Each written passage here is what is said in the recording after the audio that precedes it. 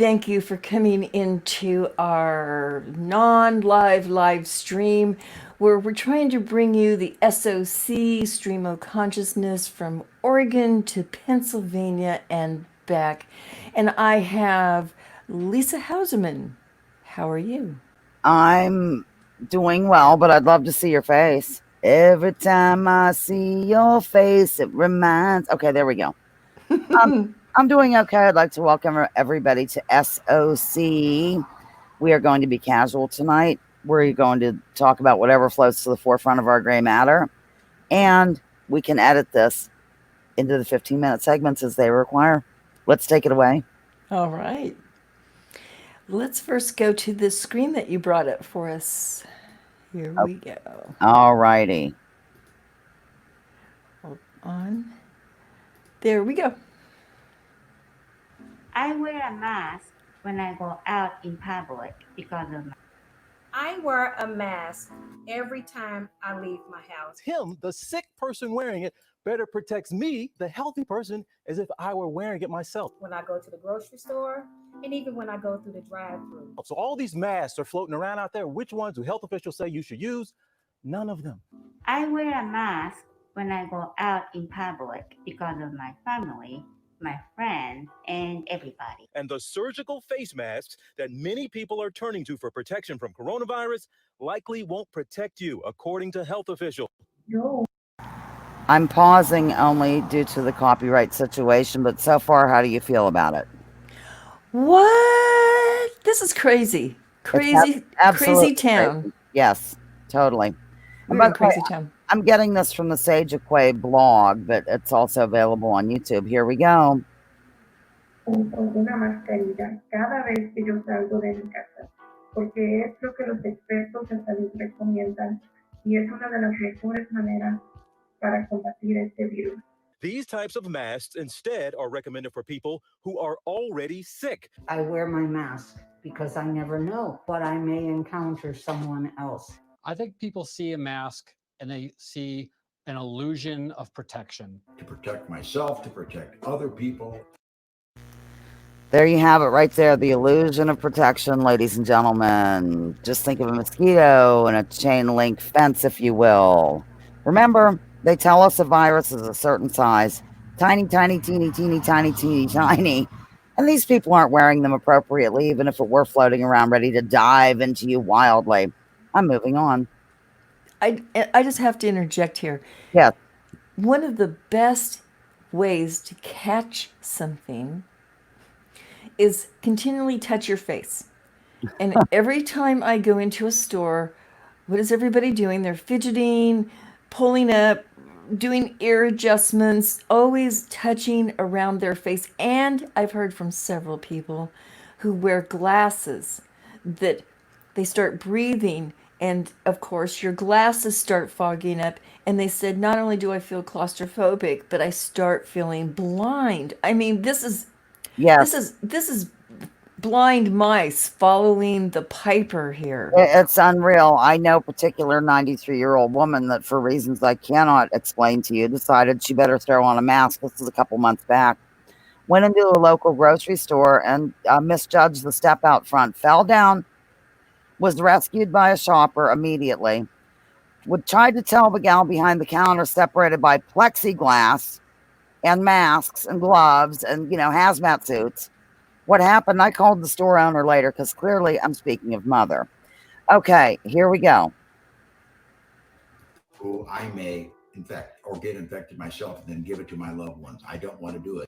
That if they put the mask on, it'll somehow block viruses from getting into their mouth or nose when they breathe. That's just not the case. We wear a mask while we're taking a walk because we're practicing for school. Anyone? Okay, that part makes me cringe. Yes.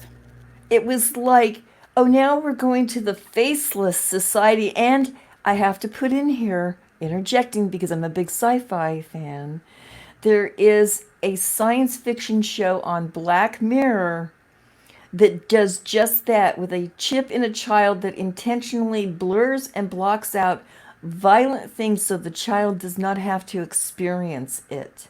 Oh my goodness, this is wild. Okay, moving along so we can get through this at some point. I could play it, but no, I won't. I'll just keep playing. Someone who does not have a respiratory illness, meaning a cough or sneezing, should not be wearing any type of mask, I wear a mask for me, my friends, and my family. whether it's a surgical mask or a respirator. But that hasn't stopped the public from buying up masks. I wear my mask when I'm around others, and it's not possible to be 6 feet apart. Stores and websites sold out. ABC News gaining exclusive access inside this 3M factory in South Dakota, where they're working around the clock to meet demand. I think when other people see me wearing a mask, they know I care about my community and the people. Okay, you know what I think when I see her wandering around in her mask? That she's glued to mainstream media and never questions any authority and has never looked at anything before outside of her own paradigm. I think this is enough of this, honestly. We get the idea. Yes, and I just have to I have to say this. She has a lovely leaf print. Yeah, that's the latest thing. People are living for these effing masks now. They love them. They color coordinate them. They make them. I'm going crazy here. Oh, it's going to be bedazzled next. Hey, I also wanted to point out the previous thing they were pointing out with mask making by 3M. Oh, let's also go ahead and say that, and then we can, yeah. Okay, is not the major corporation getting a big bang out of their buck for this one? I mean, look who's making the money, people, and it ain't you. Yeah, also, in terms of the mask making, I'm going to just close this out right now. And I'm not sure where we are here, but I don't think I'm sharing anymore. Anyway, here we are. We can always edit this goofiness. Okay. The other week when we were still doing the stream of consciousness is over on either my channel or hers, I put up pictures of the sweatshop kids making these masks. I think I could bring one up and just show it to you quickly. While if you want to start something else, I'll get it ready at least. Okay, I was just going to throw in this quick, hold on a second. I don't know why it did that. It just kicked myself right out. I'll bring it back in.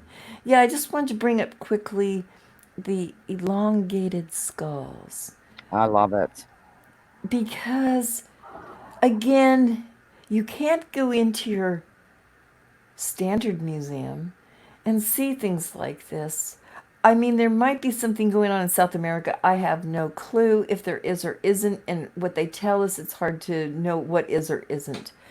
But up here, I have yet to walk into anything that shows me these things. And I'm just absolutely fascinated. Well, from what you know what, I'm having a hard time finding this thing, so I just won't play it. But from what I can gather, in terms of the skulls, some people claim that it's from that, what is it, a tradition where you do the board? Head binding. Yeah. No. I know. They've actually, it looks like a shoe. Doesn't it look like a high heel or something? Oh my gosh. I see what you're saying. That's so funny. It does. It looks like a total high heel. Like my sister might buy that too. My word. At any rate, I couldn't open that picture up, but take my word for it. There are sweatshop kids, I guess you'd say, making these masks and sitting on the floor and folding them up. It's unreal. And people just hang them in their car, whip them in their purse. And I'm sick of being virtue signaled. You know, have you ever seen that video? Something that goes, I wear my face mask in my car. Blood. It's set to the tune of I wear my sunglasses at night. I recommend it. Look it up. And I'm pausing my mic. Okay.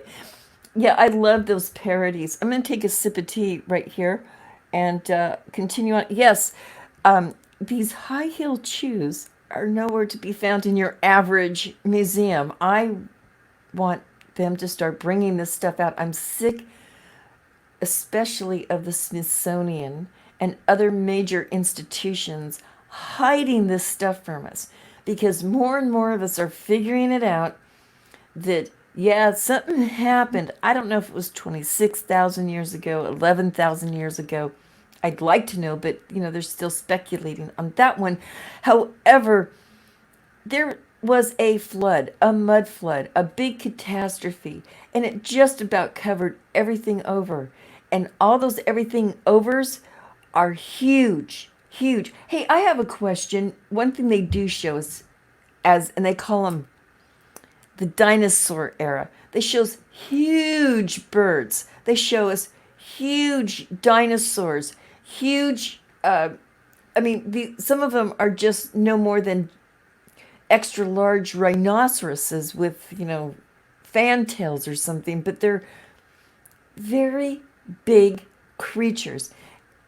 And I know there were very big humanoids that went along with that.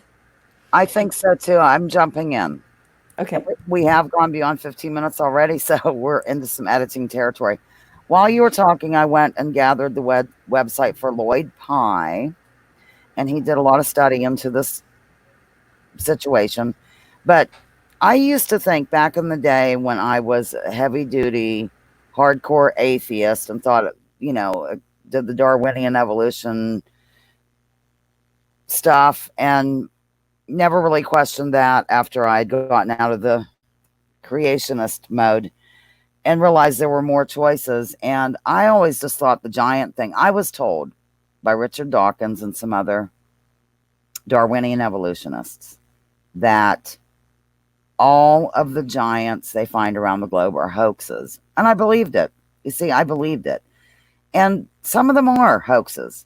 Some of them aren't hoaxes. And there are several different theories as to what's going on. One of them is that the Earth actually has expanded, the expanding Earth theory, and it would have been more conducive to heavier animals and people and pterodactyls and all that at a smaller, because of the gravitational situation. But I think that we have more of an electromagnetic pull. I'm not so sure that gravity is everything. Okay, pausing my mic.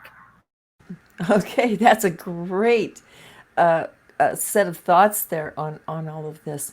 Yeah, absolutely. I'm getting more and more into the camp that we are living on top of the bones of giants. They find them everywhere and they hide them from us. I don't know why. I don't get the motives, unless they're also finding technology along with these giants. There could be a motive there. But they show us, like I said, they show us the huge birds. They show us the huge, whatever you want to call the dinosaurs. I think to the giants, some of these dinosaurs were like large dogs. Think about it. Well, anyway, go ahead. Well, no, go ahead. Oh, so I just am getting so frustrated, along with everything else, that this topic is getting, and I don't mean to pun it, buried and buried again. We really need to know our true past so that we can move forward. Okay, I think you are definitely correct about that. And of course, there's several different, when you mentioned that we're on our civilizations on top of other ones, that kind of goes along with the regular archaeology to a certain extent. But I think that there's some sort of cyclical event. I mentioned this on a previous SOC that kind of is like a reset, but not the kind that's being talked about in the World Economic Forum. This is more like wiping out civilization, some sort of electromagnetic plasma, electric universe, funky event.